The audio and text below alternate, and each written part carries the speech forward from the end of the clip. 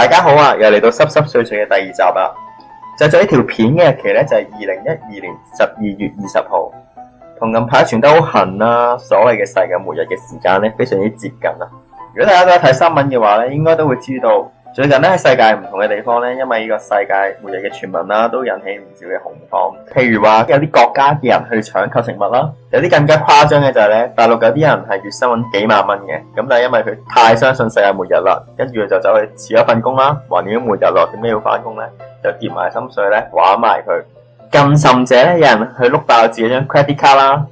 因為橫掂都世界末日啦，碌爆咗都唔使還㗎啦，就盡情咁碌啦。我見到呢啲咁無稽嘅事發生咧，我都戥呢啲人幾擔心嘅。因為我本人咧就完全唔相信咧世界末日會喺呢個21號發生嘅。其實咧，只要你平時睇下新聞啊，或者上網去睇一啲比較可靠嘅資料咧，你都會知道世界末日咧係根本唔會發生。真係好奇怪，平時天氣報告咧佢報錯過一兩次咧，你就會好懷疑佢嘅可信性啊。但係你諗真啲喎，我哋世界末日都經歷過好多個㗎啦，譬如1999年又話有呢個厄爾尼諾啊，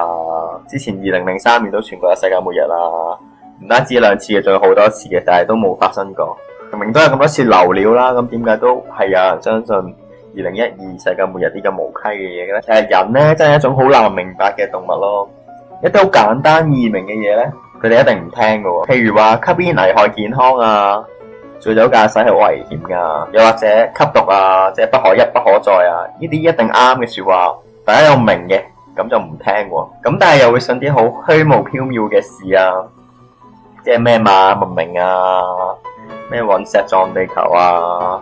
呢啲就信到十足㗎喎。我覺得政府如果以後再宣傳一啲簡單正面，叫人戒煙啊，唔好吸毒啊，唔好醉駕呢啲廣告咧，最好用以下嘅手法，咁啲人就一定信啦。拍一啲電影，